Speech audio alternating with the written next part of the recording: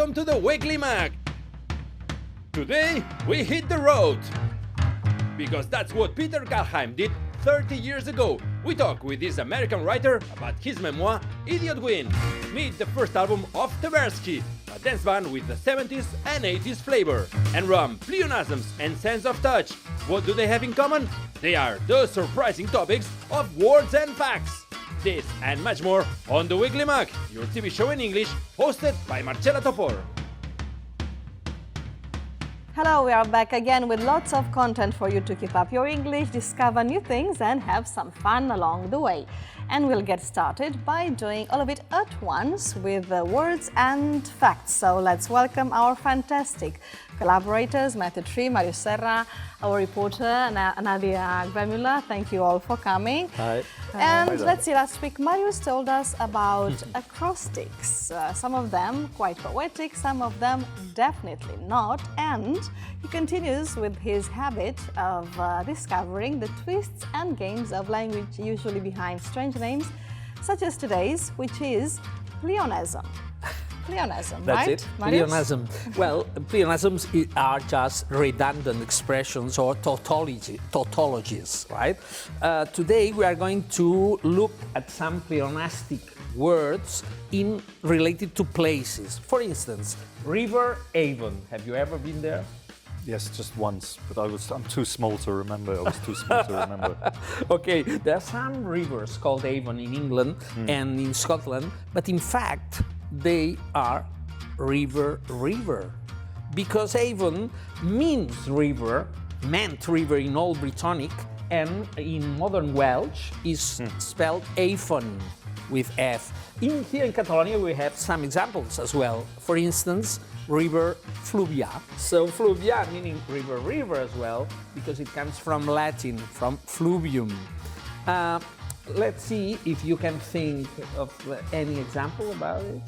Do you know any pleonasm? You're asking me now? Yes. I'm looking at you. Okay, because when I went there, they explained it to me. The Vall d'Aran in Catalonia, which in English would translate as the Valley of Arran. When I was there, they explained to me that it actually means the Valley of Valley. That's it, but don't say why. I won't say that. We'll look at it after. Okay, right. that, but that's Okay, a my very lips are good sealed. example. Yeah. We haven't even started and we've got already homework, as usual with Marius. Okay, and Nadia is also back with another story from the streets of Catalonia, and today exactly it's not the streets, right? Because you've been in a place and your objective was? It was all about touch, so I went to touch. about touch, yes. Wow, interesting. So I went to what better place? I went to a dance school in Molins de Rey. Molins de Rey. Oh, nice. So Nadia, did they touch each other a lot, these dancers? Well, they were touching, dancing, and talking. Quite a lot of all of those, but let's have a look. There's a sneak peek of the report.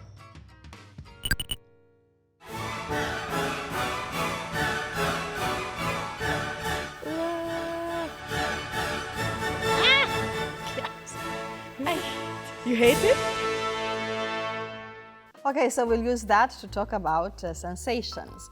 And now let's begin though with Matthew Tree and another unexpected international historical connection of Catalonia, and today with a Catalan name that has become international, and that's the Bacardi rum. Wow. So sounds interesting, Matthew. So why did you choose this name and where does it come from?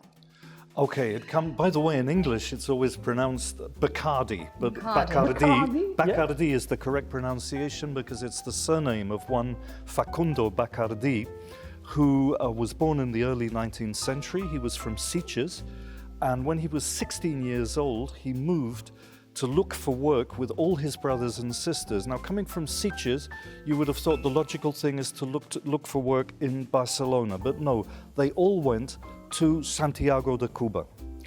And interestingly enough, they weren't the only people from Sitges there, because half of the emigres from Catalonia in Santiago de Cuba, they were all from Sitges. And the funny thing is that the other group of emigres from Catalonia, most of them came from the neighboring town of Sitges, which is Villeneuve-la-Geltrú. Villeneuve-la-Geltrú, which has a kind of rivalry, still has a kind of rivalry, very little bit of rivalry with Sitges. So the people from Villanova, they didn't go to Santiago, they went all the way to the other side of the island, like they wanted to get as far away as possible from the people from Sitges, and they went to Havana.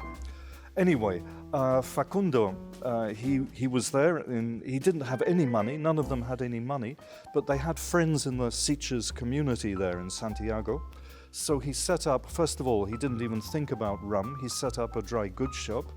He did some slave trading, which was very normal at that period in that area, but the slave trading is not mentioned in the official company history.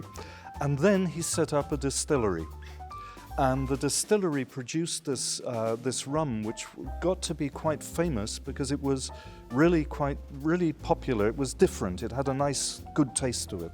So that was the beginning of the story of Facundo Bacardi. Interesting stories. The Bacardi logo, it has this bat on it, right, on the label. Why is that, Matthew? Do you happen to know? It's because in that first distillery that I've just mentioned, the attic was infested with bats. There were lots of bats in the attic, so I thought he just thought we'll put that on the label. You know, so it if doesn't it have anything to do with, I don't know, something more esoteric, like vampires or. No, not at all. But I'm sure if it had been infested with rats, you know, he would have chosen another animal, not bats. But the rum started to become famous. After his death in the late 19th century, his children, and especially his sons-in-law, started to make the company bigger and bigger, and it exported quite a lot to Spain. To the extent it was well known enough so that when the little baby boy of 3 years old, who would later be King Alfonso XIII of Spain, when he was 3 years old, he was very ill. And the Princess Regent, Maria Cristina, gave him just a few drops of Bacardi rum, and it cured him. And after that, she made Bacardi the official royal supplier to the royal family in Spain. And the Bacardi family came up with their first advertising slogan, which was, "The rum of kings, the king of rums." My God. Excuse me, and you know how many drops of rum they gave to him exactly when he was a child? No, I've no idea. Why you ask? Because Alfonso the XIII was quite known afterwards for being quite, I don't know how to say it, but for instance, he was a producer of porn films. Yes, in fact, he was a pornography addict. A pornography? Yeah. Back in the... You start with rum and then... Yes, yes, when you're 3 years old. When you're 3 years old. When you grow up, you look never how know. you turn out. But the funny thing was, now that you've mentioned it, like after that episode with the royal family, it became the official rum of the royal family and so forth. A few years later, the War of Independence started between Cuba and Spain, and the Bacardi family backed independence. Not Spain. Not Spain. So they fought against the Spanish. 1898, the famous date, Cuba got its independence. And then a few years later, in fact 100 years ago to this year, 2020, in America, United States, they declared prohibition, the abolition of alcohol. So that's when Bacardi rum really took off, because the whole island was flooded with American tourists drinking rum like crazy, mixing it with Coca-Cola, hence the Cuba Libre as it's called, because Cuba Libre, independent free Cuba, but also called a rum cola in English. And they also took crates of the rum and smuggled it back into the United States. I'm thinking about Batman.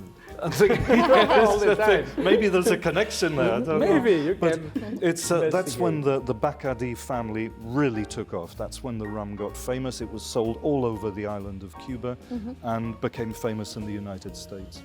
What about the Cuban Revolution? How come Castro didn't nationalize or close down the company? Well, funnily enough, because the next generation of the Bacardi family, because Castro started his guerrilla war in the 50s, They were in favor of the revolution at the beginning because they hated the dictator of Cuba, as did Castro, as did many, many people, Fulgencio Batista, because basically he ran Cuba as if it was one huge casino and brothel, but most of the population was living on the poverty line, illiterate and so forth.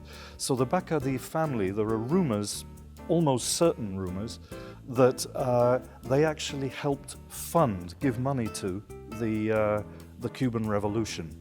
But the problem was that after Castro was in power, he proved a lot more communistic than the Bacardi family had imagined. So they had a big argument with Castro and moved the whole Bacardi operation to the Bahamas Islands. So then what Castro did was he set up a state rum company in Havana called Havana Club. Of course. For years and years, you couldn't buy Havana Club in the United States, you couldn't buy Bacardi rum in Cuba, but you could go anywhere in Europe and choose between both of them.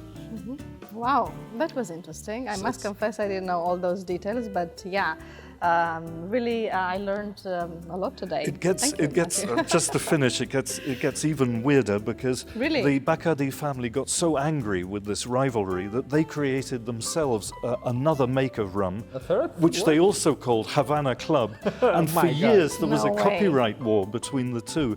And a writer called Hector Oliva, who gave me, in fact, a lot of the information about this in a book of his, he asked the great-great-great-grandson of the original Facundo Bacardi, why did you do this? Why did you create the same name rum and everything? And he said, por joderlos, to fuck him over, basically, would be the thing. And finally, if you go to the Museo del Ron, the rum museum in Santiago de Cuba, you will see a Catalan flag and the flag of Sitges hanging side by side. So of course. That's the story.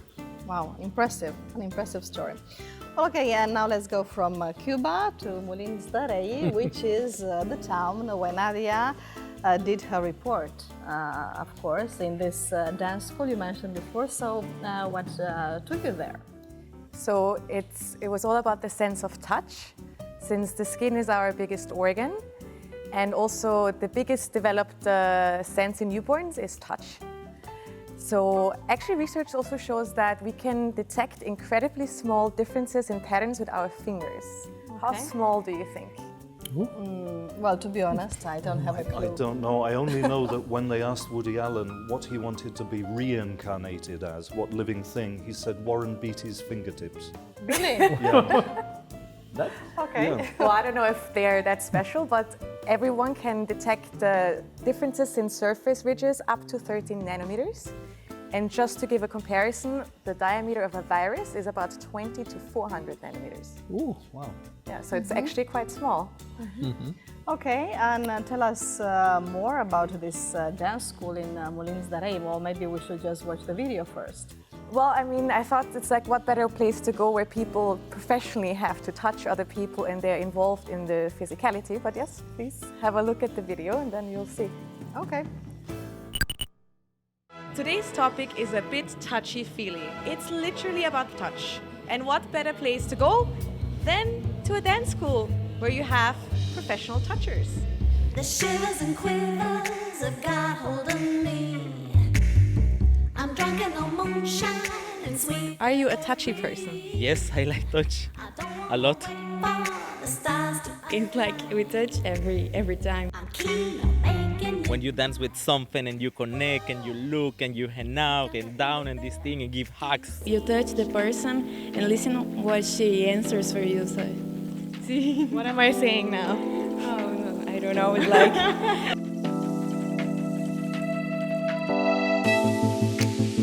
These things that you put on the hair. No. Close, but no. slime. You're the winner. Congratulations. I love it. I love it playing with that. I'm not surprised. Can I take it to my home? It's a spider. There's a huge one crawling just here. I think it's something that I don't use since a lot of time. It looks like you do, but No, I use the fingers. you use the fingers, all right. This remember me to the movie Aliens when you something like this and later open it. In Spanish, it's alcachofa. An alien artichoke.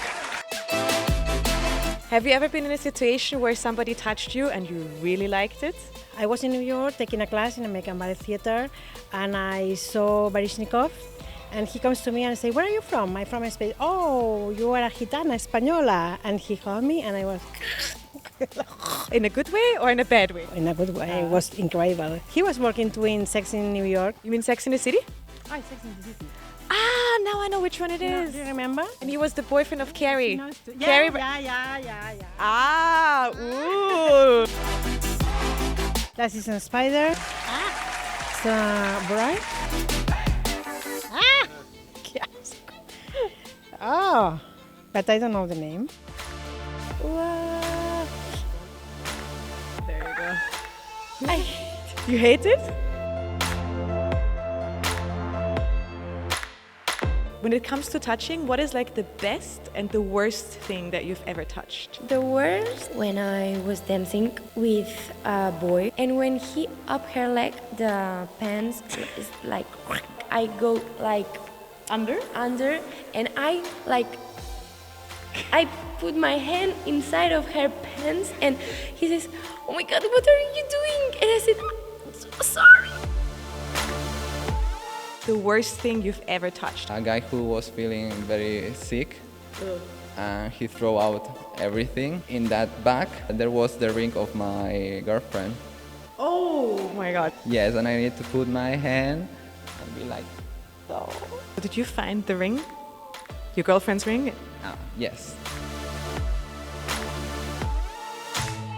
The conclusion for today's report is that if you're feeling lonely or you want a hug, the best place to go is a dance school, because all of those people like to touch people and they like to hug.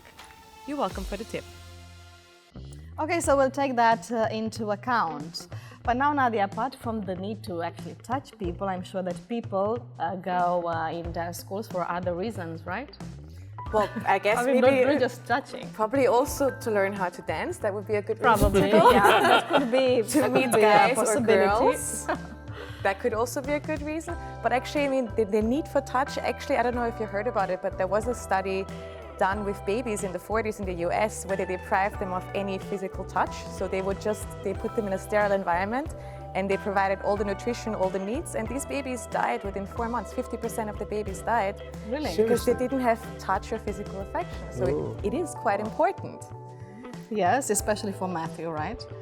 I know that you like to be touched. How do you guys feel about touch? It took me a long time to get used to this thing, because in England people really don't touch each other very much, or if they touch somebody, it's really a way of saying they would like to go to bed with that person. And I come here and everybody's touching me, you know. Everybody wanted to go to bed Yes, with you. everybody, men and women, How did that make you feel? all the time. Irresistible. Yes, that's right. Irresistible, You know, right? it went on all day, Marcela. I mean, it was like it never stopped, and it took me a while to get used to that. Actually, it really did. But in fact, now I find it very enjoyable. Now I have to be careful when I you go to back England, to England, because exactly. I'm going, hey, Touching all the time. people jump. What happened to Matthew? Yes, It's like, I thought you didn't like me, right?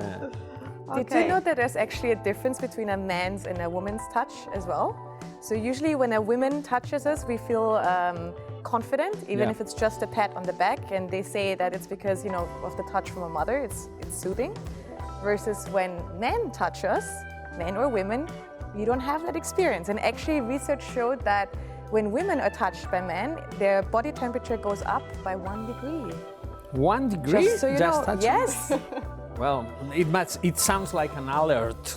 I guess it depends on the culture, no? On the countries.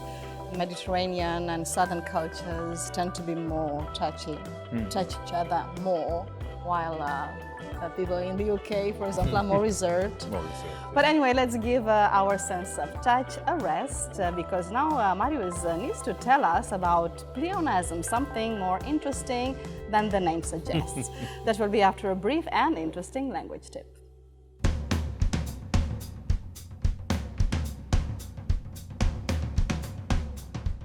Hi. English has many different accents and dialects. Take, for example, my homeland in Scotland. If you were to visit Scotland, you wouldn't just hear a funny accent, you would also hear lots of different words. For example, the Scots tend to say, instead of yes, the word I. For example, are you coming for dinner? I am coming. However, if we say I write, that doesn't mean yes. That actually means no way. We use it in more of a sarcastic way. For example, oh, so you're going to have finished that report by tonight? I write. So, don't count on I write meaning yes. It means no way. So, say I. Are you interested in the deep America and literature and real life stories? Don't miss the interview with the writer Peter Kaldheim. So we're back with Marius and Pleonasms, which is not the name of some psychedelic rock band, but a linguistic concept. So Marius, the first question for you is, if this is about repetitions, why such a strange name for such an easy thing? Yeah, because it's a rhetorical name. This is the exact scientific word for it, but you could say redundancy or repetition or tautology as well, which is not much easier. But we saw this river Avon example, river or river fluvia. For us, there are lots of them in toponymics, right? For instance, other famous rivers are Mississippi River, which means Mississippi means big river, so it's big river. Or Paraguay River, which means the great river. It's like repeating all the time. This is very typical because there are different languages coming together in the same space. So I have chosen good examples. One of them, you know it, maybe. So you can try to guess which is the language that is just makes it redundant. Okay, for instance, we'll try. The first one, very known, Mount Kilimanjaro in Tanzania. It means Mount Njaro, because Kili is mount, so you have twice a pleonasm. But which language do you think? The official language of Tanzania is Swahili. He's a very informed man in African questions. So, it's Swahili or Kiswahili?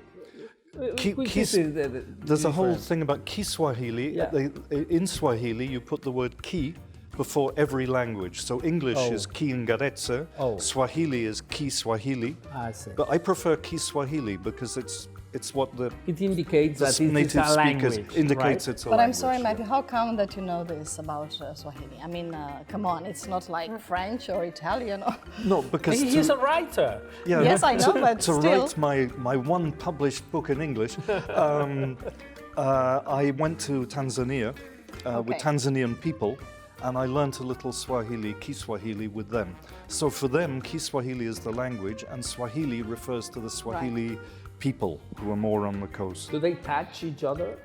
I'm sure they do, but I'm English. They didn't touch you. Okay. Okay. Second example. This is what you say, but Aran Valley, we've got this very beautiful Catalan in the north valley. It's Valley, in fact. It's a pleonasm again, but which language do you think?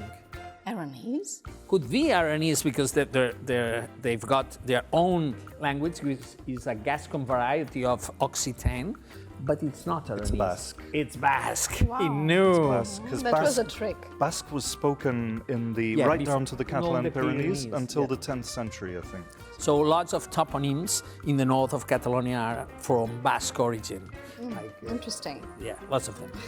Anyway, we only have time for last one. The last one, okay. Then I prefer Barna Gap.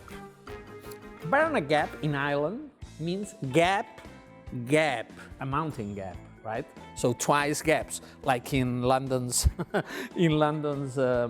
metropolitan train. Mind the gap. Mind the gap. That's Okay, it. so Which language do you think is there? Ireland, you said? Well, Irish? That's gap is a gap in Gaelic, right? So it's Barna in Gaelic. Irish means gap. Okay. Like Barcelona, Barna, that's it. So have you thought in any other example of pleonasm? Of You know? places? Yes. In places. Of yeah, places. You, you've got I one? know one. The Which one? Sahara Desert. Sahara okay. means Desert. desert in Arabic. Good. So it's desert. Desert. Yeah, Kula Kula in Estonian, which means village, village. Village. So Okay, it's impressive. everywhere you've got a pleonasm waiting for you. Yeah. Okay, I think we're reaching the end of words and facts here. And Marius, I think it's also time to solve last week's guess word, which was? Yeah, it was the amount of beer contained in a box before a judge. It was a 4-letter words. Any ideas? Yes. Okay. Say it, say it. Case. A case, that's it. Because a case can be a legal action decided for in a court of law before a judge, but a case of beers, you've got lots of beer bottle beers. Why am I so bad at these? Because you just name them. You need more practice, Matthew. Anyway, that was a witty definition, and I suppose you've got another one up your sleeve for today's guess word, Marius. Yes, of course. It's not easy, this one. Not easy. Not Wow. easy. A talkative bank clerk, 6 letters. A talkative bank clerk, 6 letters. Okay, talkative bank clerk, 6 letters. This is today's guess word. You can share it and, of course, be the first to solve it and post it on Twitter, Facebook, or Instagram. Well, Matthew, Marius, and Nadia, thanks so much for coming. Until next time. And the Weekly Mag continues with many more things. Next, we'd like to introduce you to an American writer, Peter Kaldheim, a New Yorker who in 1987 was trapped in a downward spiral of drugs and debts and decided to leave everything behind and go on a journey to the West Coast. This is the story of Idiot Wind, El Viento Idiota, which has just been published. We'll have a chat with its author just after a short break.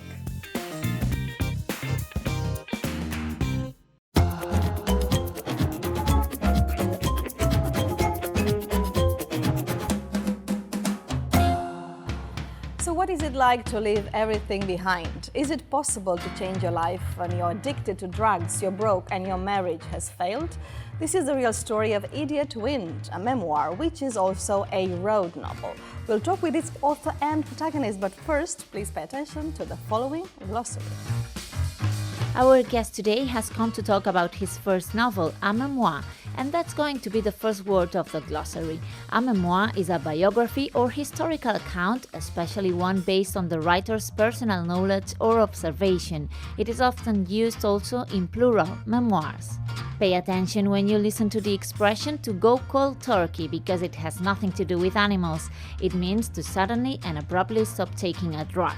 It is also the unpleasant physical reaction that people experience when they stop taking a drug that they have become addicted to.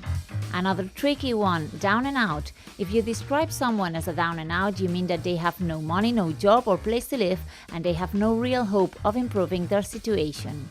And last but not least, you'll also hear our guest talk about a hotel for transients. Transient is used to describe a situation that lasts only for a short time or is constantly changing. So transients are people who stay in a place for short and then move somewhere else. He's an American author who published his first book at the age of 70, and he did it with no other story than his own. Is it possible to run away from your own life by running away from your home? Well, let's find out with Peter Kaldheim. Welcome, Peter. Thank you.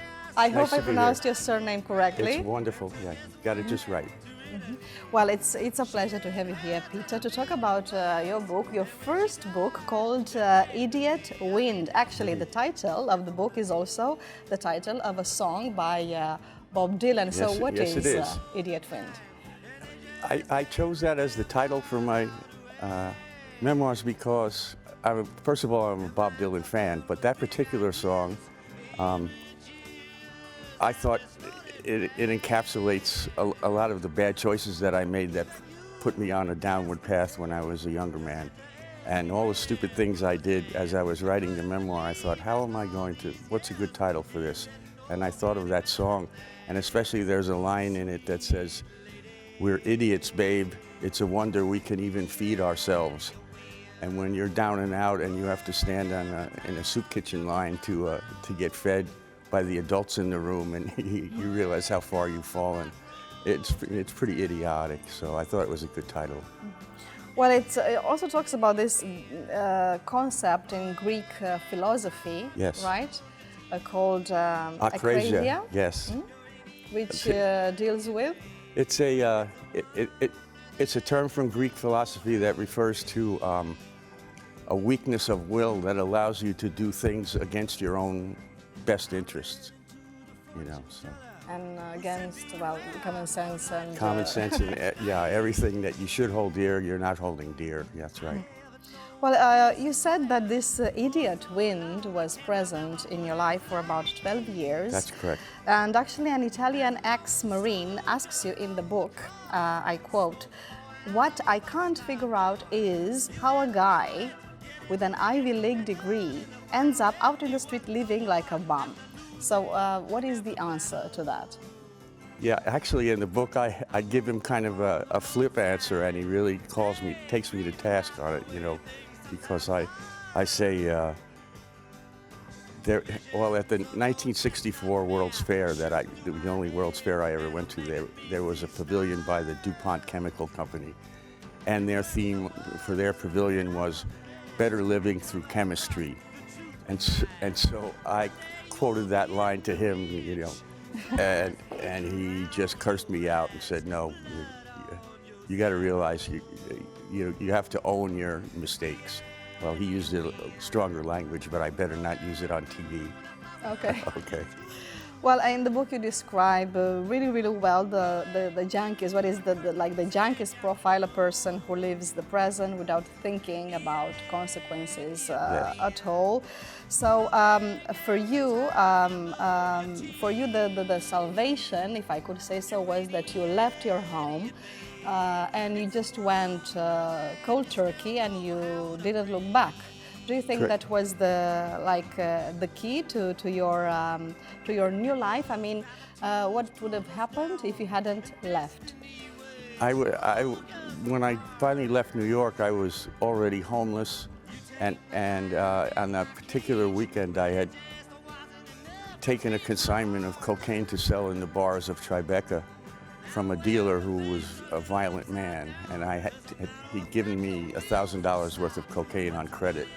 And over the course of the Super Bowl weekend, that football big weekend in 1987, I managed to consume most of it myself or by giving free coke away to friends of mine in the bars. And by the end of the 3-day weekend, I had none of his money and none of his coke left, and no way to come up with the money.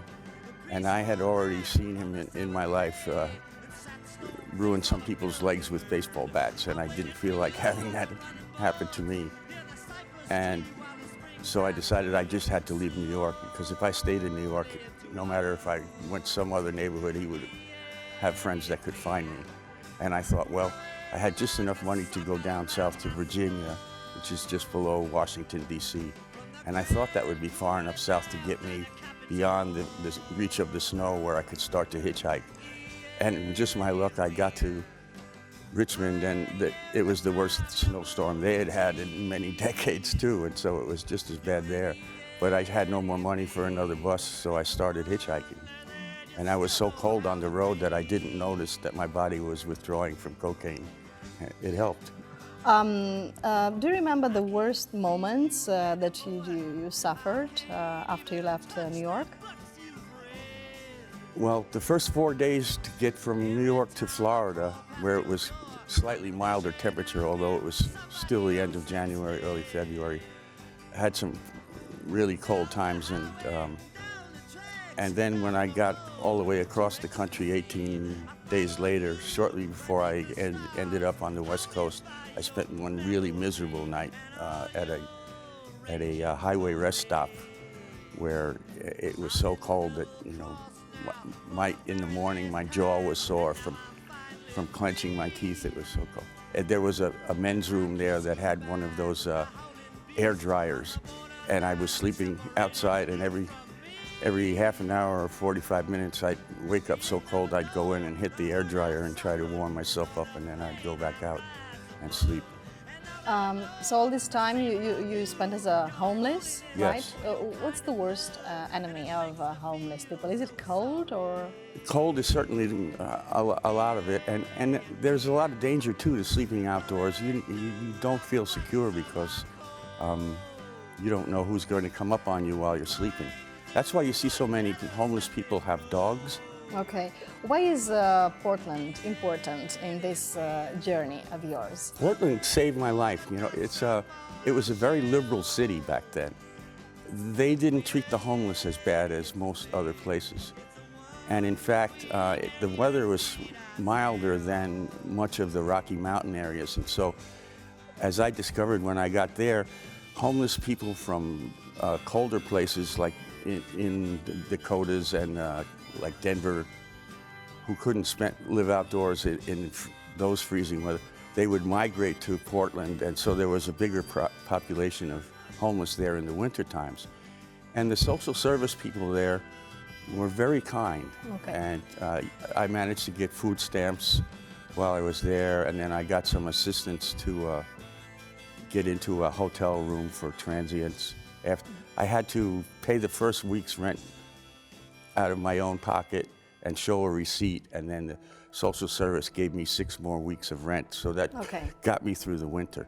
But first I had to sell enough blood at a plasma bank to accumulate, I think it was $24 a week for the hotel room. But that's where everything started to go a little bit uphill for me. Okay, and how do you manage to recover and start a new life? Well, I knew if I wouldn't get anywhere until I could get back to having a full-time job. Unfortunately, I couldn't find work in Portland for a number of reasons. When you're living in a transient hotel, most local employers will know the name of that hotel, and if that's the only address you can give and the only phone number you can give, they'll look at your information and just decide that you're not worth hiring. And what was the first job you got? What was that? What was the first job you got? I didn't get a job till I left Portland and went up to Seattle, and I was trying to get a job as a cook on a fishing boat going to Alaska. But they wanted everybody that was going to sign on to give a $500 deposit to get cold weather gear to wear on the boat. And I didn't have that money, so that idea went out the window. So I started checking the classified ads in the local newspaper, and I happened to find an ad that was looking for cook's help in Yellowstone National Park, which was heading back east into Montana.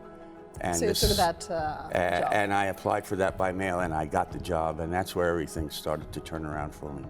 Why did you wait 30 years to write this book about facts that happened so long ago? Why did it take you so long to write this book? For a number of reasons, because I was starting a new profession as a chef, and I was involved with that. But a lot of it was because I was still, I was too embarrassed to face the person I had been when I was an addict. I think it took a lot of time away from that till I had enough distance where I could talk about it honestly and not try to fudge the details. You know? At the present, you live in Montauk. Actually, right? I live on Long Island in the town of Lindenhurst, which is about 80 miles from Montauk. Montauk is the very tip of Long Island. It's a beautiful place. Yes, right? and it's right out on the edge of the Atlantic Ocean, and it's known up and down the East Coast as one of the best places to fish. So you love fishing? I love fishing. Yes, that's part of my Norwegian heritage. Okay, what do you do? How do you spend your days? Fishing and writing, mostly? That's it. Yeah. Well, the type of fish that I like to fish for are in season from May until September. It's in the halibut family. In New York, they call them fluke. Okay. And yeah, when I'm not, so I fish 2 or 3 days a week out in Montauk and write the rest of the time. I'm working on a novel now. Since I finally learned how to finish one book, I think maybe I could try another one, you know.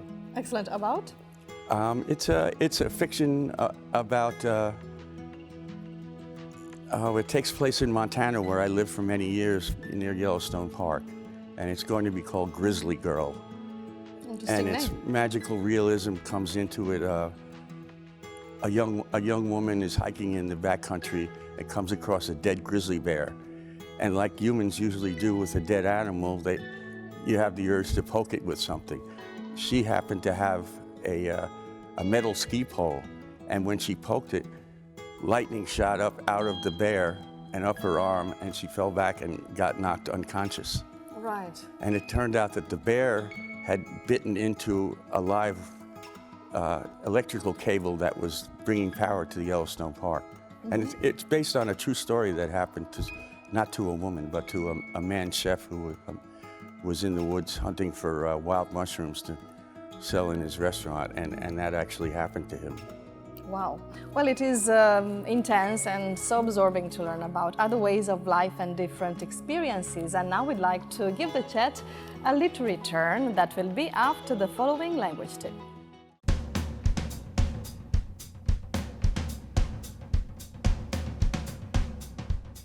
From the many Scottish forms we have, one of the most common is dinny. We say the word dinny instead of the contraction don't. For example, dinny go down that neighbourhood, it's not very safe. We also normally collocate the word dinny with ken. Ken in Scotland means to know.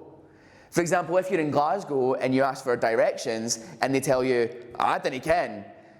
Dinna ken is not a street in Google, so don't look it up. It means they don't know. So, be careful with dinna ken and dinny. Bye. We are having a talk with the American writer Peter Kaldheim about his memoir Idiot Wind, which has just been published by Temas de Hoy. And now Peter Kaldheim was an editor, and so is our collaborator and expert in literature, Malcolm Otero. Welcome. Hello. Hello. Nice to be here again. Okay, so here we have Peter Kaldheim, and Nice I know to meet you're you, a great Peter. fan. Nice to talk with you. I loved your book, and I found it very interesting because the book reveals a secret America for us. I mean, this uprooting nomadic America, it's unknown for us. You know, Jack London has a book, his Tramp Diaries, when he explains this hobo life and explains how this life, wandering life, works. So, what did you know about this uncomfortable life? Because you came from middle upper class family, you went to university, an Ivy League university, you work in publishing. So, what do you know about this other level of life? I was actually from a lower middle class, blue collar family, but I still knew nothing about life on the streets. But I had read Jack Kerouac's On the Road book when I was 16 years old in 1965. And I always had in my mind the idea that it would be an amazing adventure to cross the country by hitchhiking. And when it came to the point where I had no choice but to get out of New York, and I had no money to do anything but hitchhiking, I ended up being forced to follow through on that dream. But you're right, there is a kind of an American tradition of hitting the road. I think part of it is because most Americans are from immigrant families originally. However many generations you go back, you'll find a grandfather or a grandmother who left someplace and went out to make a better life, not knowing if it was going to work out. And so we have that kind of tradition. And we also have such a big country that it's easy to get away from your problems and put a lot of miles between you and them. But part of moving from one point to another, I'm talking about, the trip itself. I mean, people, homeless, traveling together, the people you met. How did you imagine this kind of another world? I learned as I went along, but one of the amazing things, and I pointed out in my book, is the empathy that I was shown by people who had almost nothing to give, but they would give you half of what they had, food or something like that. If you just approach them, or you know, you were willing to listen to their story. And I pride myself on being a good listener, so that helped me. And I took notes about the people that I met, and they had some amazing stories to tell, some of which I share in my novel. You talk about Kerouac's inspiration. There's also links to George Orwell, but this book is very personal. I mean, the elements, the ingredients that they have, like Catholicism, because you have a Catholic background. I was in a Catholic seminary of the Redemptorist order. I learned good things while I was there. I learned Latin for the first time, which has helped me throughout my life, especially with Romance languages. And the other thing you learn in a seminary that's run by a strict order like that is silence, which is something most teenagers never get to learn, of silence. And you find if you have the attention to be a writer, there's nothing better than to be able to be quiet and hear your own thoughts without trying to spill them out into the world prematurely, you know. I don't know if you agree, Malcolm, but one of the things that strikes me about this book is humor. No, I mean, it deals with such a heavy topic, right? But still, you have this subtle humor in your book, which is very attractive, no, and very surprising, I must say. Yeah, it's almost comical sometimes. In many instances, it is comical. I've always been an optimist by heart, in my heart, you know. And even when I was down, I thought, well, my life is worth saving. Let's do what you can. But I was never so serious about myself that I couldn't make fun of what I was doing or the situations that I found myself in. And I thought if I was going to make this account of my life true to the facts, that I had to show the humor where there was humor to be shown. You know? And you make fun of yourself. I do. That's great. It's good to do it first before everyone else does it to you. You know. That's a good point. Another question is, you know, we all have the dream of living everything and start a new life, reset our lives. You've done it. What would be your advice to us? You would decide to break everything. Yeah, I mean, there are various ways you can get away from your problems. You don't necessarily have to hitchhike 3,000 miles, but I think having a belief that your life is valuable to you and is worth saving, even if you're in bad circumstance. If you don't have the right attitude, you're never going to get out of the hole that you've dug for yourself. And what's the right attitude? To stop being so selfish.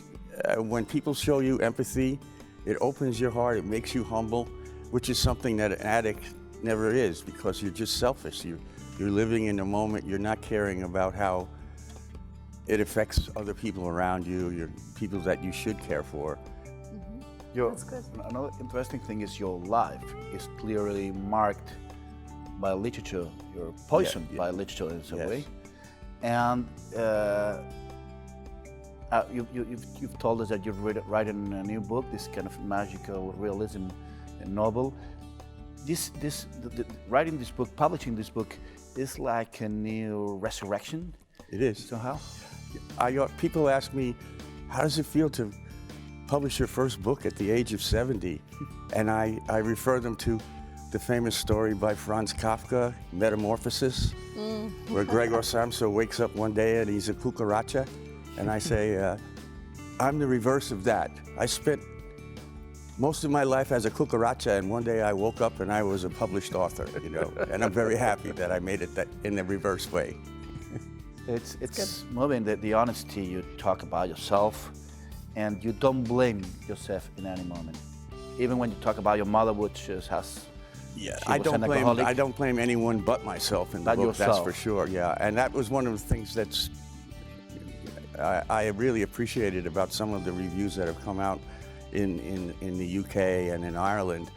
People noticed that I didn't blame my parents, I didn't blame society. The only one who got me in that position was me, and you know, I don't like to whine about it, so I just... So, I understand you don't feel proud of some things you've done No. in your past, but from that weak Peter to the man you are today, how's Peter Kaldheim today? Now that I can say I live my life without hurting anyone else. That's a good way to wake up every morning and know that you're facing a day where you don't have anybody mad at you. You know, I like that. After all you've been through, because you've been through a lot, right? Yes. What have you learned, and what would you recommend to other people who find themselves in difficult situations such as yours? There's a quote I love from the Swedish writer Henning Mankell, who wrote those Wallander mystery books, but he had a book called Italian Shoes, and there's a line in it that says, "It is as easy to get lost inside yourself as it is to get lost in the woods or in a city." And in my early part of my life, I got lost inside of myself, but you can find your way out if you just keep your eyes open. In this fantastic literary voice, you know, Billy Wilder talking about cinema, but we can apply it to literature, says, if you laugh and if you cry, it's a good movie. That's what happened with your book, Peter. I'm glad you felt that way. I appreciate it. It's a great way to finish this interview, Malcolm, I think, with this wonderful quote, because we are running out of time, but still we have a minute for our question chain, Peter. Oh. And in case you don't know what it is, in case you're wondering what it is, it's a question for you from our last week's guest, and here it is. Interesting. Hello, my name is Joachim Dorca and I'm a board game publisher. And I wonder, what was the last board game that you played? My name is Jordi Buixadors. I'm a novelist and translator mainly. And my question is, with whom did you play that game? Ooh, good question. Well, I guess it would have to be Scrabble. I never was big on very many board games. I played Monopoly as a kid, but Scrabble, yes, I played that. Yeah, because it's with the And words and letters, right? And it's been many years since I played it, but I used to play it with my mother, who I thank for giving me a love of reading. She taught me to read before I even started my first grade of school. And my love of reading has got me through a lot of hard times in my life, so that would be my answer. I'm sure the guest from last week will be happy with this answer. Well, Idiot Wind, which we have here today, it is a really good book for you to read. We strongly recommend it. Well, Peter Kaldheim, thank you so much for coming today. Thank you for having It's me. been a great pleasure. Malcolm, I say the same. Until next time. Thanks a lot, time. And if one book is not enough, remember that you can always find books in English at your local library. These are today's recommendations from the xarxa de bibliotecas municipals da Diputació de Barcelona.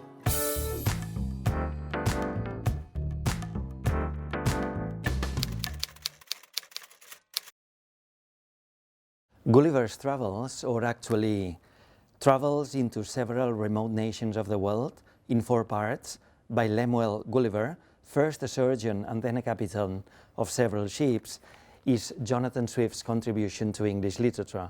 It's a classic. It's a story of a man who travels from one very exotic nation to even another more exotic nation. In one of them, people are very small. In another, they are giants. In another nation, people are very stupid, while horses are extremely intelligent. You don't read the book, however, to analyze the other nations, but to see how your nation should be analyzed in comparison. Read Jonathan Swift's Gulliver's Travels. Come back to me and tell me all about it afterwards.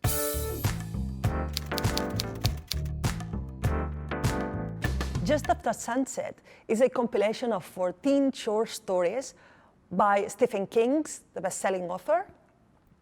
In the introduction, he mentions that writing short stories is a fragile craft, and that many of these stories in this book were written in the 80s and the 90s. The stories reflect perfectly everyday situations, but with touches of horror, supernatural, psychological suspense. I would recommend you that if you want to start reading psychological suspense stories, you could start with this volume, and it will give you a hint of Stephen King's writing. Funk and soul of the 70s and 80s, very catchy songs, techno-pop, dance and house music. Aren't you going to stay to meet these artists? We'll chat with and we'll listen. That I want you so, and I'd like to know if you want me to.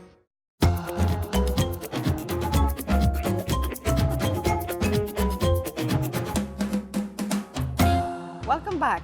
Well, 4 years ago, Espai de Gats, the first cat cafe in Barcelona, was inaugurated.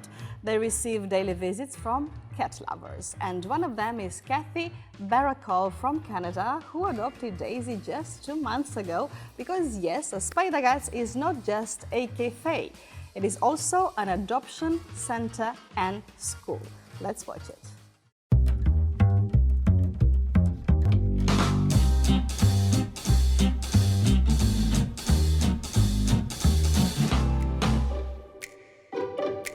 Hi, my name is Kathy, and I'm from Canada, and I live in this wonderful neighborhood of Gracia, and I think about a year and a half ago, I discovered this space, Espai Gats.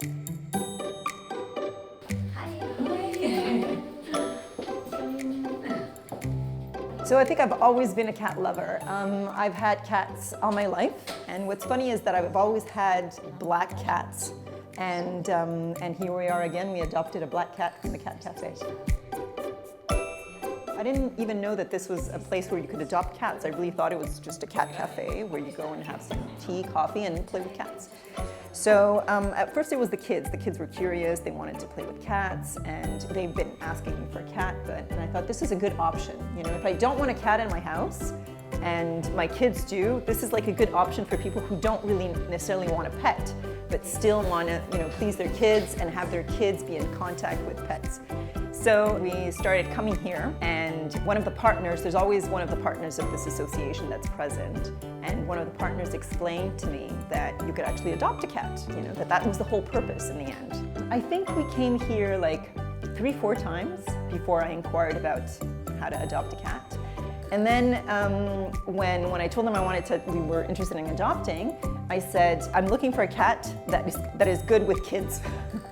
Because I have a 7-year-old boy and an 11-year-old girl. She's really soft, so I wasn't worried about her, but I was worried about my son, who could be rough, you know, who's the type of boy that would love to have a dog. So I said, well, which cat could be okay for my family? And they told me, they said, well, there's like, I think there was like 10 or 12 cats. And they said, well, these 3 could be good for you. They like, these are 3 cats like to play with kids. So they introduced the cats to us. Actually, there's a like little leaflet with like an information book with like information on the cat. So you get to know, you know, what type of cat it is, if it's a cat that meows a lot, if it's a cat that is affectionate, or is it playful. So you get to learn a little bit about the cat before you start interacting with the cat. So we started coming on a regular basis. It became almost a routine. Especially with my son, before taking him to violin class, we'd spend half an hour in the cat cafe and get to know these 3 cats in particular. After a while, I sort of had a preference for Daisy because she was a black cat. It was my daughter's favorite cat because Daisy's a very gentle cat, and my daughter's kind of like that too. She's very soft and gentle. And my son, I think that he was okay with whichever cat, but Daisy, I noticed, was she didn't mind his, you know, heavy stroke. She didn't mind that he could, like, you know, want to, you know, sort of play with her a little bit rough. You know, she didn't bite back, she didn't scratch, so that was really important for me that there weren't any accidents, obviously. Why adopt a cat versus buy a cat? Well, I think there's a lot of cats out there that need a home. And when you adopt a kitten, it's true, the kitten is really cute and you want to play with it and it's great, but you don't really know this cat's personality. And what I really liked about this place here is, they tell you it's a long process. It's going to take maybe 2 months. You come to that cafe, you get to know the cats. So we got to know the cat's personality. And to find a cat that fits with your kids, with the household, the partners that work here, that own this place, really take care. And it's really important for them to find the right family for the cat and to take the time for you to get the cat and for the cat to get to know you and for you to get to know all of them. Because I remember them telling me, you have to come on other days to meet the other partners so we all get to know you and we make a decision all together. And at first I was like, oh my God, I have to meet 5 people before I adopt a cat? And then I thought, yeah, it makes sense. This is not, it's not like a toy that you buy and you give, you throw away. This is a living being. It's another member of your family.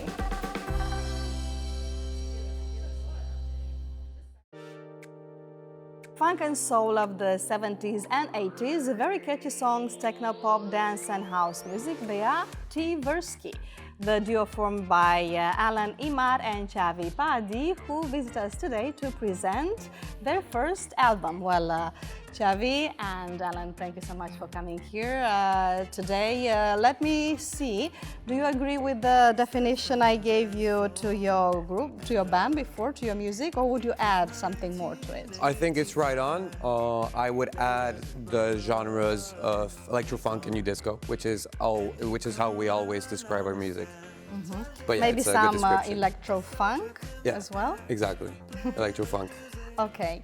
Well, you are from Canada, right, Xavi? But you have this interesting mixture. You have like this Catalan or Spanish name and French as well. I'm actually French-Canadian, so the name is French. It's Xavier Paradis. I'm from Quebec.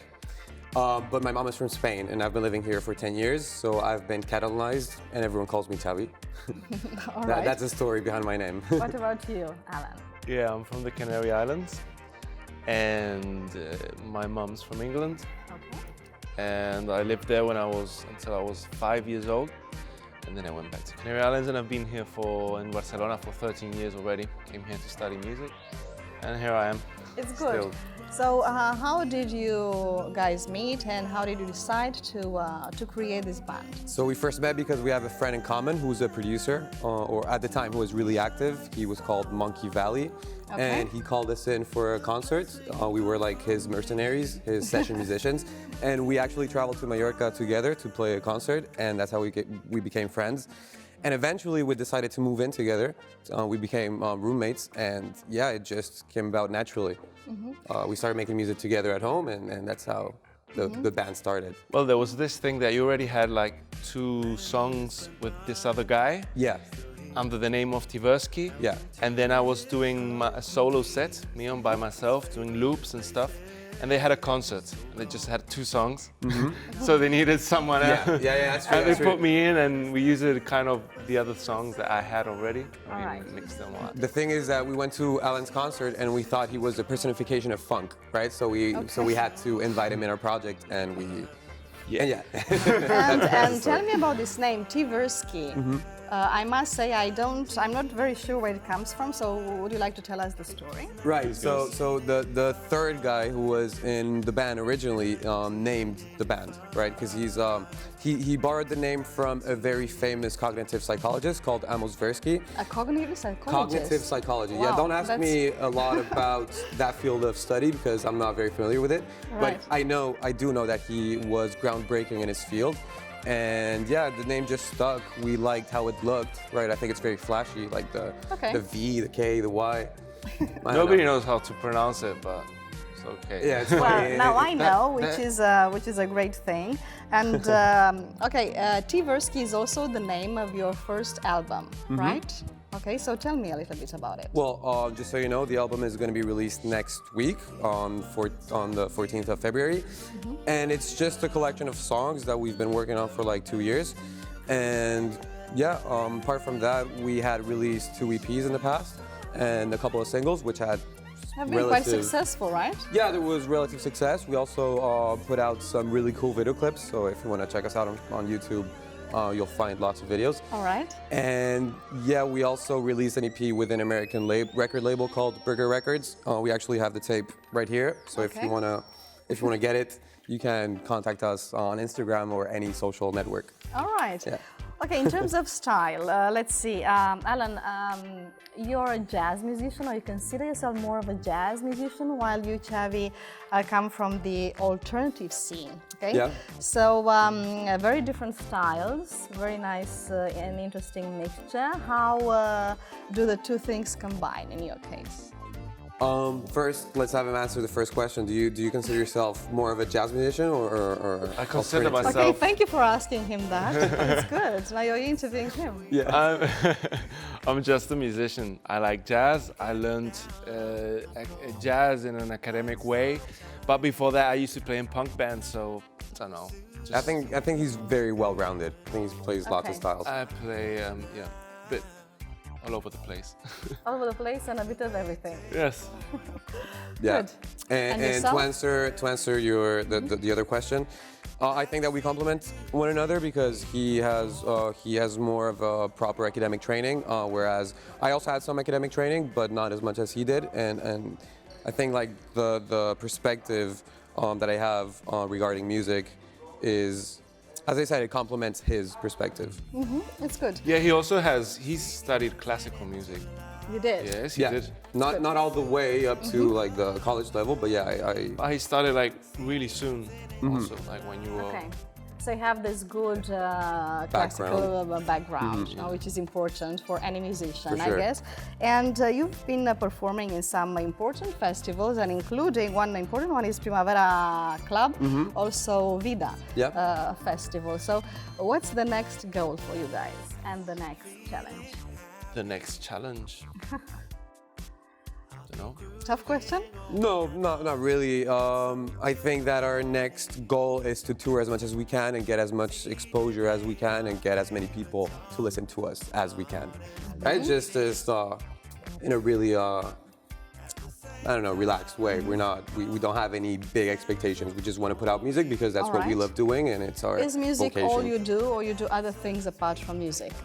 We do other things. Apart from that, I'm actually an English teacher. Okay. And I also teach piano. So All right. yeah, those are my side jobs. I'm a music teacher. All right. Yes. Okay. And are you going to, do you plan to sing or perform in other languages apart from English, or you just want to stick to English? And if it's that the case, what do you think about being a musician who plays in English in Barcelona? Do you find that hard, easy thing to do?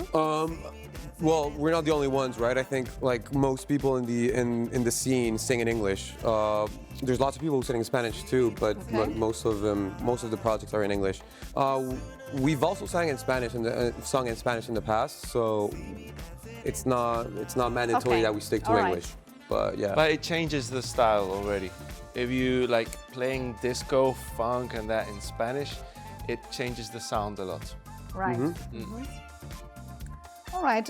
Goes more poppy, doesn't it? Before we go, tell me something about the album and about the songs on it. So as I said earlier, it's a collection of songs that we worked on for 2 years, and we're finally able to present them to the public. So we're very happy about that. And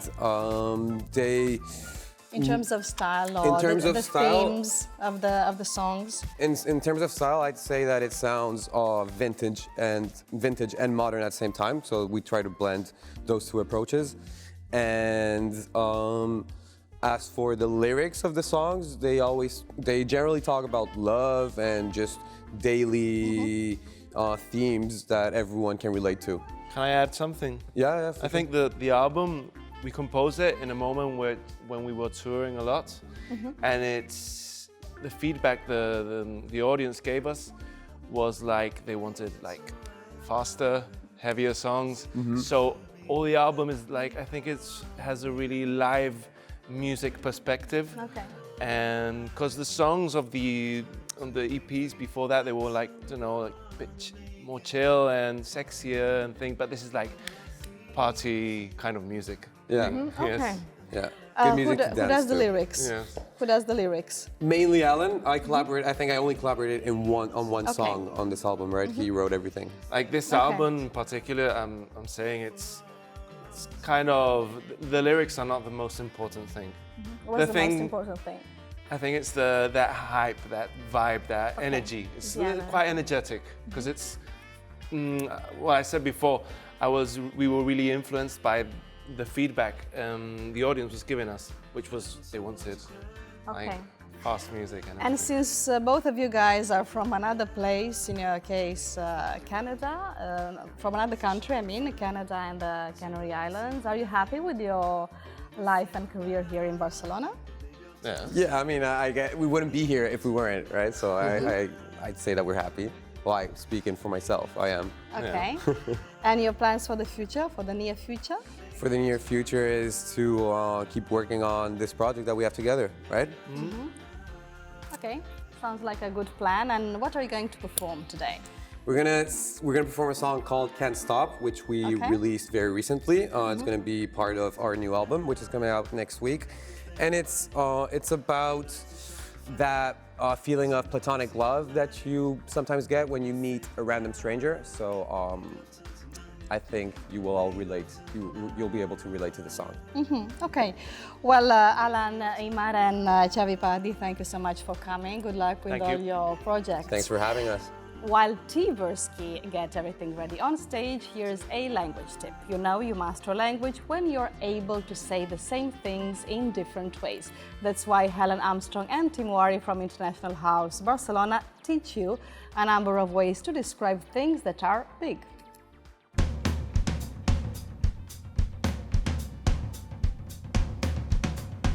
Hi, today we're going to expand our vocabulary by looking at a very, very common word in English, big. We're going to play a game where we're going to describe lots of big things, but we're not allowed to use the word big. Okay. We have to use one of the many synonyms in English. So let's start. First one, we have large. This jumper is a large. As it says here in the label, there is an L. Okay, and what about if I give you a teddy bear that's the same size as you? How would you describe it? Same size as me. That would be huge. We can also use huge to describe, for example, if you go to a huge conference and the attendance was huge, there were loads of people there. Okay, what about a big company or corporation? Okay, if we talk about international companies, we normally describe them as giant or gigantic. But you can use this word to describe lots of other nouns, like a giant whale, for example. Okay, now giant and huge are both non-gradable extreme adjectives. So you can't say it's not a bit giant. You can't say very giant. It's already giant. Okay, what about, how would you describe a big and solid building? Well, maybe like a castle, we could say it's a massive castle or a massive building at the end of the street. The next one means heavy, but it can also mean strong. We can use it to talk about, for example, kicking a football. Yeah, so we use the word hefty. So, for example, she gave a hefty kick, which scored the winning goal. And nowadays, because we have so many apps on our phone, we don't need to carry around a hefty dictionary with us everywhere. Right, next one. What's big and takes up a lot of space? That one will be bulky. I'm sure we've all had this problem when we go to the airport and our bag's too big, takes up too much space. We're trying to cram it into the overhead lockers and feeling quite embarrassed. And the last one describes a very large area. What's that one? Vast. So you can say like a vast expanse of land, for example. Yeah, and you can also use it with some abstract nouns. So you can say, I have a vast amount of money. So those are all the different ways of saying big in English. I recommend that when you're writing in English, just try and avoid using big. There's so many other ways to say it. Okay.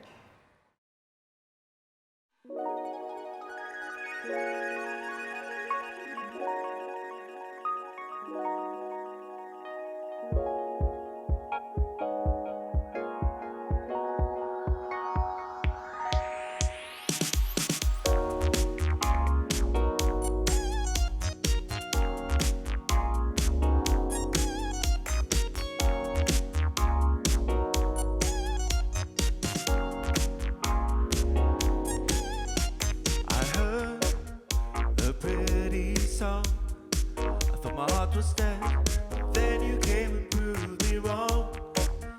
Now I want more.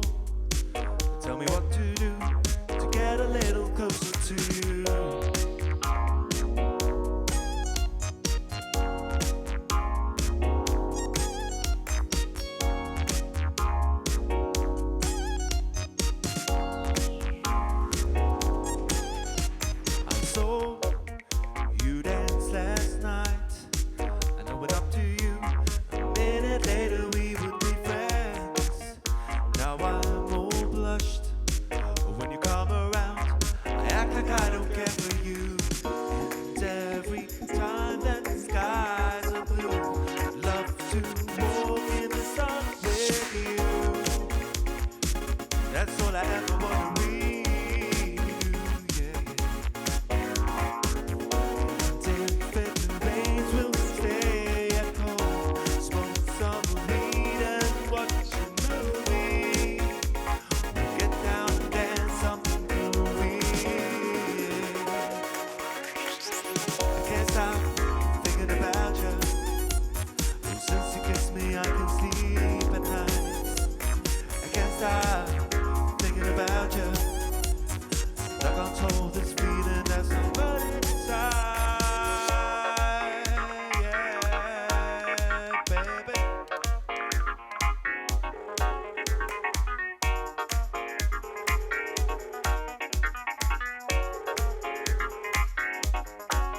Hello? 'Cause you know that I want you so, and I'd like to know if you want me to.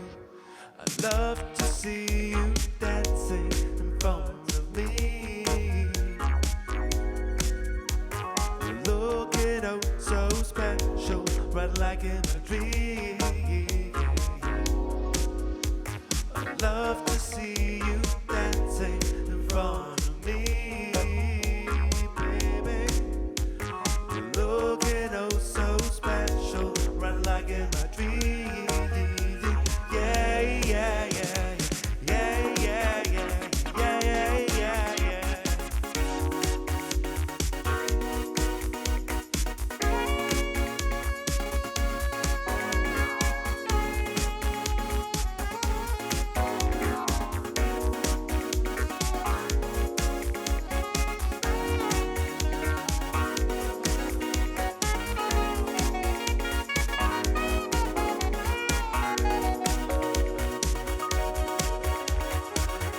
Stop thinking about you. Oh, since you kissed me, I can sleep at night. I can't stop thinking about you. And I can't hold this feeling that's not burning inside. I can't stop thinking about you. Oh, since you kissed me, I can sleep at night. I wonder if you ever want to see me again. And I can't hold this feeling that's not burning inside.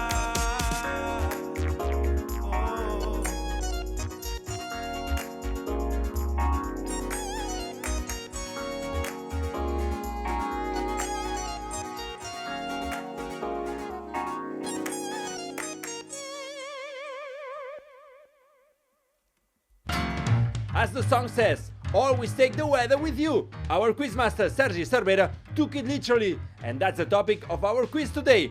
Don't miss it, come rain or shine.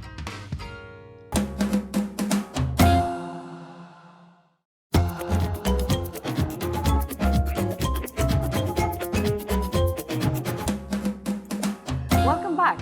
Well, Peter Sotirakis is half Greek and half Australian. He's been living in Barcelona for the last 27 years, but when he wants to feel in peace, he goes to Caldes de Montbui, which is one of his favorite spots in Catalonia. Well, let's discover why in our section Home from Home. Hi, my name's Peter Sotirakis. I'm Greek-Australian, originally from Melbourne, and this is Caldes de Montbui. I first came to Caldes de Montbui with my partner. We were looking for a spa place, a spa hotel, and we just found the place delightful. It's such a small, modest town, but it has so much history behind it. A lot of sites packed into a small area, and very nice place to relax in and just get away from the city. This town, amazingly enough, had 7 spas, which was basically accommodated the rich of Barcelona and the surrounding areas. So here we are. This is basically the main attraction in Caldes, and as the slogan of the town says, the tourist slogan, El Poble que Bull, in English would be like the boiling town. This is its lion fountain where the water comes out from the bowels of the earth at 74 degrees Celsius. It's quite impossible to keep your hand under there because it's I mean, here it's very nice.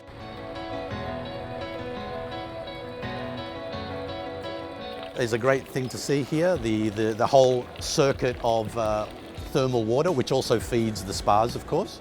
There's the ruins of a Roman spa, because wherever there were thermal waters, the Romans built baths, because they were crazy about baths, to keep the locals happy with their emperors. So there is a remnant ruins of a Roman spa in the central square.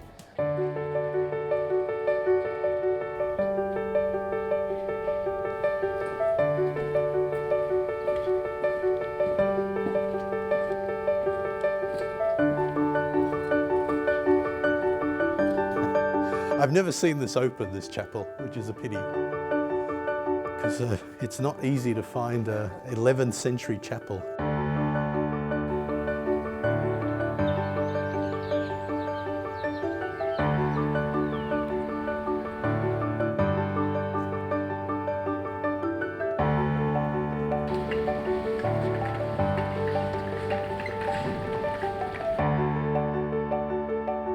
So here we are in front of the town church, and as you can see, it's actually quite a mammoth church for a small town like Caldas, but it shows the importance of the town in previous times.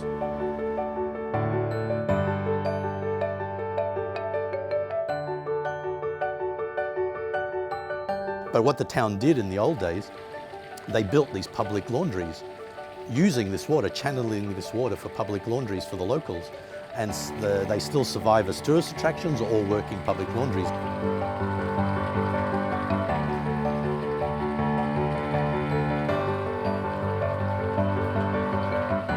It's a huge size for a laundry, and women come here to wash their clothes, or men, of course. Anyone can come here to wash their clothes.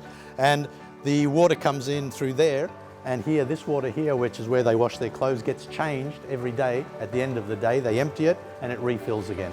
So it's a town that's, you know, taking care of its past, which I also appreciate, especially coming from Barcelona, with it changing so quickly, coming to a town like this and feeling quite rooted to the past.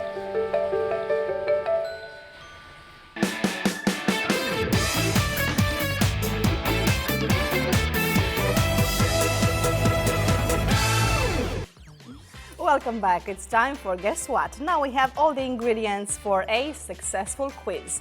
3 passionate contestants, lots of funny challenges, and above all, an indescribable quiz master. What can go wrong? Sergio Cervera. Hi, Marcela. Hello. Thank you for introducing me. And hi, dear contestants and viewers. Today I bring a quiz about the weather. Yes, the weather. Who doesn't like to strike up a conversation about the weather with a complete stranger, right? The weather presenter? Well, yes, but other than that, weather is something we all like to talk about to break the ice, right? Well, I only hope it's the only thing that will break today. Let's get right down to introducing our guest contestant, who is actually visiting us for the second time. Miquel Lopez, welcome. Hello, how are you? Good. And you? Well, I'm here with this weather contest, which is something absolutely incredible for me, because I don't know anything about weather. Be careful. He said the same thing last time and he won. Exactly. No, he didn't win. He crushed us. He crushed us, exactly. We had the Western as a topic. Now we have the weather. What's going to be the next time? Like wing phase or... The only thing in common, it begins with W. It's the only thing in common. Okay, weather. We'll test your knowledge about that. Okay, and let's also say hello to our full-time contestants, Patricia Escalona and Mark Roderick. Welcome, guys. Welcome back. Hello. So, do you guys do a lot of small talk about the weather? No, it's the most inane conversation you could ever have with someone. It's the only topic we have talked about, you and I. Well, I was always saying it's the most inane conversation anybody. Okay, well chosen. Yes. Well, I have received actually thousands of letters complaining about the difficulty of last week's show. All of them were written by Patricia Scalona. Thank you for that. I wrote at least 2 of them. But signed is Patricia Scalona. Exactly. Well done, man. Well done. By the way, so let's talk about one of the most inconvenient atmospheric phenomena, the wind. And this time, to avoid suspicions, Marcela will ask you the question. Okay, so what is the windiest place on Earth? The Commonwealth Bay in Antarctica, the Gobi Desert in Asia, or Figueres, Europe? We all love our screenwriter. Okay, so? Okay. I'm gonna go with the Gobi Desert. The Gobi Desert. Yeah. Okay, we've got one B. Figueres. Figueres. Of course. I'm happy someone at least chose that option. Option C. Because they're completely. Well, no, I'm not gonna say that. Because people from Figueres watching us, right? Exactly. They probably are. We have Be a lot careful, of be viewers careful. from Figueres, actually. Hi, Figueres. They do have a sense of We humor. love you guys. I can tell that. No, Antarctica. Antarctica. That's correct. Exactly. The right answer was Commonwealth Bay, Antarctica. Winds are recorded at over 241 kilometers per hour on a regular basis. Not a decent place to hang up your underwear, right? Mary Poppins would have a hard time there.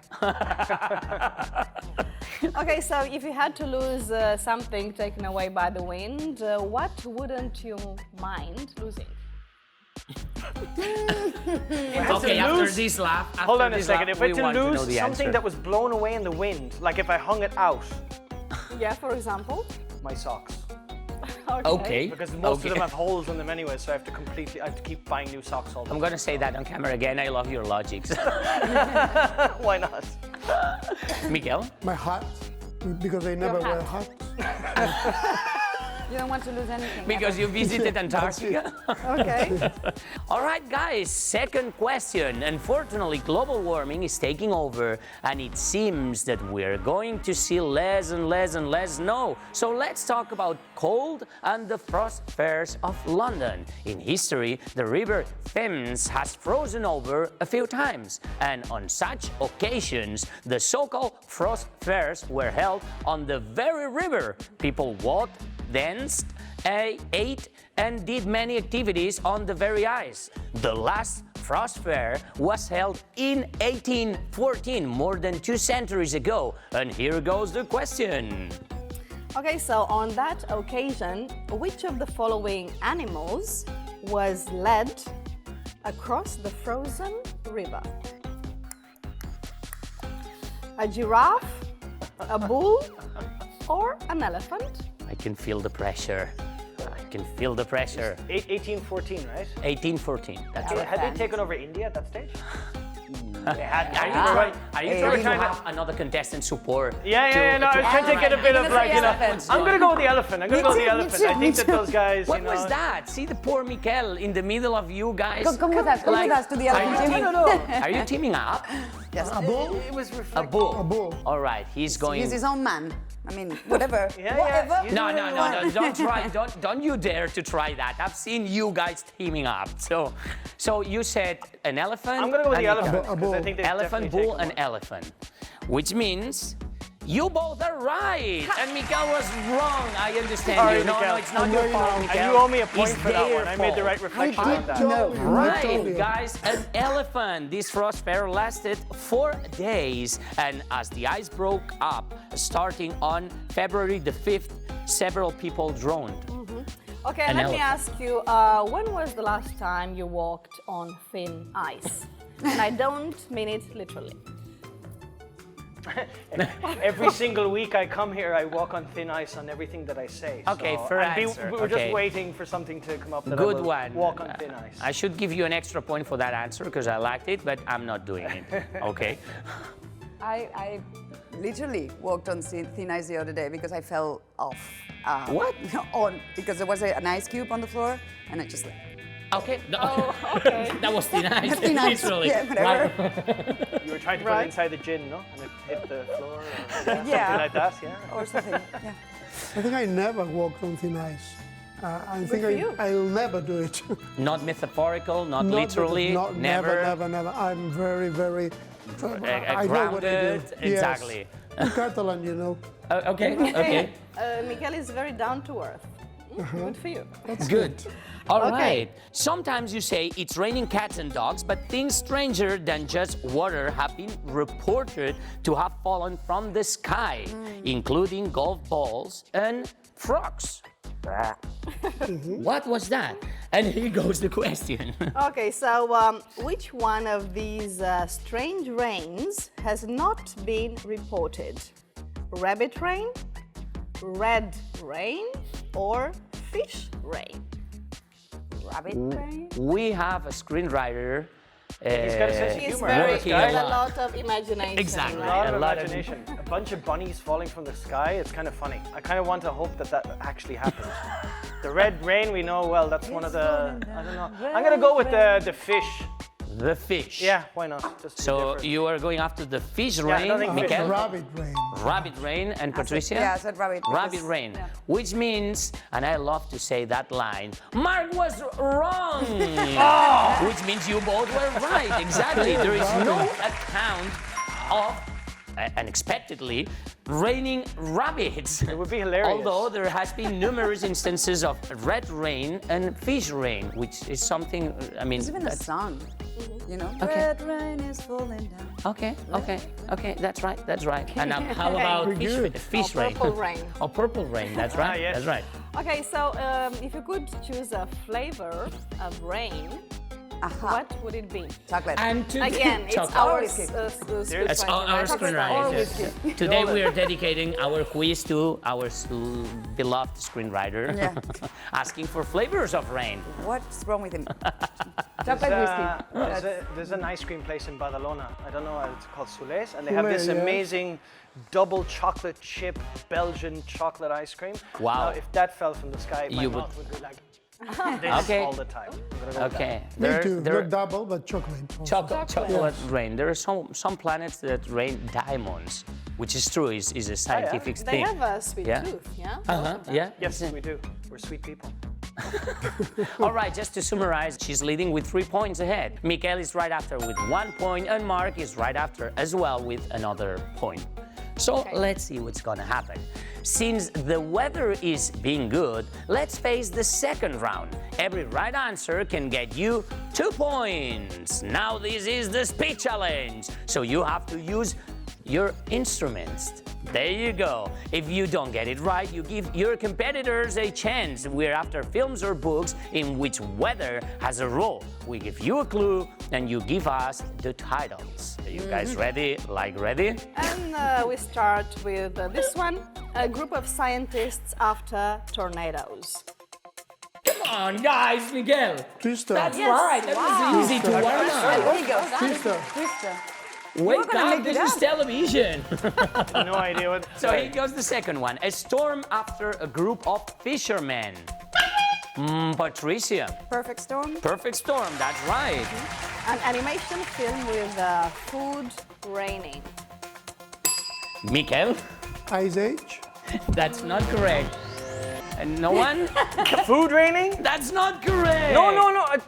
Patricia. It was Just a to say reaffirmation. something. Alice in Wonderland. That is not correct, but I love No, the so it's cloudy with a chance Yeah. of meatballs. Of meatballs, yeah. Of Goodness me. course, of course. Cloudy with a chance Next of- one, a classic musical under the rain. Mark. Dancing in the. No. What? Oh, I know what it is. on earth? I was going to say something worse. Singing in the rain. Singing in the rain. Not dancing in the rain. Dancing in the rain. if you want. Today is not my day, okay? I can tell. I Okay, can so tell. We love you anyway. Singing in the rain. That's it. A terror film titled after a synonym of mist. Mark. Oh, it's a Stephen King. Oh, I can't. A synonym of mist? 3, I know I What's got. a synonym got. of mist? goes The to fog. the fog. That's correct. Okay. Okay. Movie safely. Here, exactly. Here we go. Pay attention, guys. Dustin Hoffman is named after an atmosphere. Patricia. Raymond. Raymond. This one You I were knew. this close to get This this is one. an easy one. Two princesses below zero. Mikel. Frozen. That's Well correct. done. Frozen. How do you know Guys, this is Two princesses. So This is an easy one as well. The American Civil War, where the wind has a metaphorical sense, Mikel. Gone with the Wind. Correct. Yes. Gone with the Wind. I didn't understand what you were saying. Yeah, neither The did I. American Civil War. Yeah, American Civil War. Slow Gone down. with the Wind. Slow down. No, I That's will obvious. not. I will not. We need to Slow speed it down, up. you're talking too fast. Okay, the mist in the title of a film about primates. Oh, come on, guys, Miguel. Gorillas in the Mist. Excellent. Yeah, that's great. Wow, Okay, impressive. I mean, we can cut in edition room the second pass you'll take after to like- Marcela's question. I mean, all right. Get ready. The Wind and Some Trees in the best-known novel by Kenneth Grahame. What? The Wind. The Wind in the Willows. Yes. That's correct. Point to you, thank Mark. God. He understood. Okay. A We Nordic. didn't. Okay. God, what a day. Pay attention, please. A Nordic noir about a figure that kids love to make with snow. Patricia. Snowman? That's correct. Yes, Snowman. You were close. Mark, why didn't you just say it? 1 second You wanted after. to say it. I'm trying, Okay. but you're not helping And me. that was the last one. The snowman was the last one. Well done, guys. Well done, Mikel, especially. Impressive. Right? And let's go on. Let's move Let's- on. I mean, I let's think just in check the Televisión de score. Badalona, They which train is, them. Yeah, which is where Mikel comes from. They, you guys know a lot about cinema, right? Well, not everybody. That was a humble answer. Okay. Right now, Miguel is leading with 13, not everyone impressive, points. Patricia is right after with 9 points, and Mark is a bit below with 3 well-earned points. 3. Fantastic. Like 1, 2, 3. You know what I mean? But there is a lot Seems like at stake. the last year. It says Tell about me it. about any extreme weather conditions you've ever been in. Oh, and my birthday about 15 years ago, it was almost minus 45 in Montreal. Wow. Minus Where? 47, and I remember on the day of my birthday, we went outside and there was like ice bars outside. It was so cold. It was the most extreme weather I've been out in. Where and you was can that? in Montreal. And you get like crackling. You can feel your nose crackling, your ears crackling. Yeah, I know that really, really, feeling. really, really extreme. Okay. Mine was in the country, in Marrakesh. It was over 47 degrees. So it was like, I couldn't breathe, I couldn't speak, I couldn't leave. I wanted to die all the time. So yeah, it was really hard. Wow, like opening the I can oven. imagine. How about the birthday cake? With No, the- there was ice bars on the street, and all the glasses were made of ice, and it was just vodka. That was it. There was no ice. There was no cake. Candles and beer. No, none of that. All right. None of that. It was just And vodka. Mikel? Mikel, anything in Televisión de Mine Badalona? was in the Valley of the Death in California. Okay, You know, yeah. it was extremely hot. It's extremely hot. Really. Yeah, I can tell. Okay, now before we move on to the last round, and after so much wind, rain and snow, let's warm up with a bit of humor. It's time for the giggles today with our last guest on Guess What? The scientist and comedian Dr. Matthew Murtha.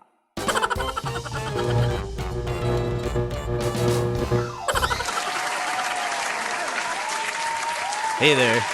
I'm both a cancer biologist and a smoker, and this really causes people to go insane sometimes. They always ask me, Matt, my God, how can you be both a cancer biologist and a smoker?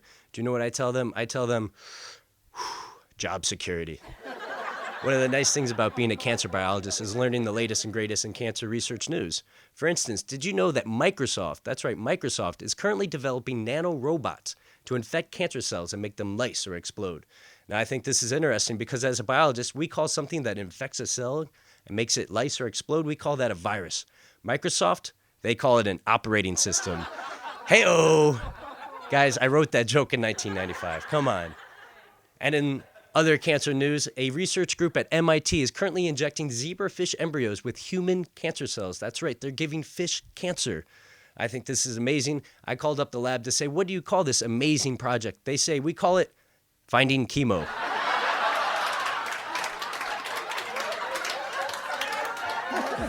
Okay, you know you can watch all Matthew Murtha's videos and the rest of the giggles on our website. And now it's time for the third and last round. 3 points for every right answer. Right, Sergio? That's correct. We have decided to give a bit of variety to the last round. And when I say we, I speak in majestic plural. So I have decided on my own that this will be a challenge about weather saying? Okay, Your Majesty. The lady? We, and I don't mean majestic, plural, we will give you the beginning of a saying, okay? All you have to do is finish it. All right, and with the speed challenge, it's always the same thing.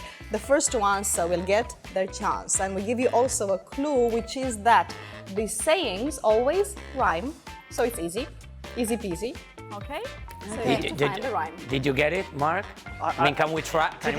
Were you listening, in Marcela? Ireland, the #1 topic is always weather, and I'm shocked at how bad I am at this game. I should be an expert at this. I should be burying these two at this stage. Well, you never know, Mark. Okay, All let's right. give it a go. You can try at That's least. the attitude. Give it a go. There Okay, you go. so red sky night, sailor's delight. Red sky in the morning, Sailor's warning. Sailor's warning. That's There's two of correct. them. There's sailor and shepherd. Okay, So you know, okay. there's two. So I know. There's two. Right. There's two of Sorry them. then. It's okay. I think in Ireland we just took shepherd because we have so many sheep. No, hold on. Yeah, but Okay, thank you for that, Mark. by the way, red sky to the west is supposed to mean that a clear atmosphere is coming. If it's in the east, that is in the morning. It has passed and bad weather is coming instead. Okay, so next one. When dew is on the grass, rain will never Miguel. come to. When dew is on the grass, Rain will never come will to. never come to stop. Mark? Pass. Pass. To That's pass. correct. To pass. To I'm sorry. pass. To Because it pass. needs to rhyme. Yes. Okay? Okay. Also, All right. I could. I'm not feeling sorry for you. Exactly. At all. I mean, I could, No, I could, not I could feeling tell sorry he for was you. going to fail for the way it sounded when Yeah. he rang the bell. Yeah. That was like, what was that? All right, so the dew on the grass in the morning is a sign of high pressure system and therefore of good weather. Don't ask me why. Okay, we won't. Okay, thank Terrible you. weatherman. Right, I think we have an interesting situation at the moment in terms of the score because Okay. we have a draw Oh, wow. between 9 points, I think, if I'm not mistaken, right? 13 points. 13 and points. 9 points, and Mark 9. and Patricia, okay? Which is a quite You're interesting in- situation. that's right, and to put high pressure, as we were mentioning, right? I mean, Mark got his dignity back, and now he's making jokes of us, who are Yes. the judges, Yes. and we are the ones to decide how many points you will win or lose. Let's move on. With an easy one, which is clear moon, frost. Miguel. Soon. That's correct. Point to you. Well done. Yeah, exactly. The explanation is that when the night sky is clear, Earth's surface cools rapidly, and the morning gets chilly. Okay. It's reading. Next one, when clouds appear like rocks and towers, the Earth's refreshed Miguel. with frequent. Earth. Can you continue? Free? Oh, come on. You can't jump in there and get repetitive. No. With frequent. No, Miguel, Patricia? Showers. That's correct. Point to Patricia. I'm the judge, and she deserved it. Don't do perepenas or whatever you call it. learned by heart. Pity Peter. You are winning anyways. It's just to put some pressure between they Well, two. but it's to be Okay, better. Sorry and for why you. is that? That's because this one refers to the stormy Komlanimbo. What? Sorry. That Can you word. repeat that? Say that Yeah, I can again. repeat it very slow Here we because it go, here we sounds go. really close to Komlanimbo clouds. Remember that's a different word. Sorry. And we have a topic to talk about in the coming show or coming shows. I don't think so. I don't We're think sure so. about I don't sex. think so. So you Which can reach- both take it out. yeah, we have read your book, and your book talks about that, Yeah, not it talks clouds. about sex in like one tiny chapter at the end. So Reach a high Okay. I'm altitude, fine. and they appear as rocks stacked upon each other. Good. That was it. Okay, next. When the S begins to break, surely rain will come that. Patricia. Day. That's correct. Point to Day. you. Of course. It refers to as a donkey, not the end of the back. It said that low pressure makes animals more irritable, so here is the explanation. why At we this are point, I'm only irritable. thinking about words that rhyme, really. It's like, I don't know any of these sayings. I'm like, just like, okay. I'm just giving you the Totally am scientific same. explanation. Yes, I don't know any of these. Next one. Okay, the next one and the last one. And the last one. Actually, Okay. right? So feel the pressure, because guys. there is only one saying left. There were lots of points at stake. So before continuing, let's check the score very briefly. Sergey, exactly. And let's make is a moment, a pause of tension. And while we were doing that moment and that pause, we checked the score, and the score is saying that Mikael is ahead with only 16 points, and I'm saying only because Patrice is right after with 15, which makes her capable to win today's quiz. And Mark is right after with 9 points. He might have a chance. If you fail and he wins, you might win today's show. Okay. All right. Okay, so let's see where the 5 points will go to. Exactly. It's time for the So- last save. The sharper the blast, the sooner it is. Mikael? Pass. Pass. Excellent. That's correct. Well done, Mikael. Yeah. Congratulations. We have a We have a winner. winner. He got 5 points. Okay, this guy is banned. I mean, I don't want him here anymore. He said, Enough already.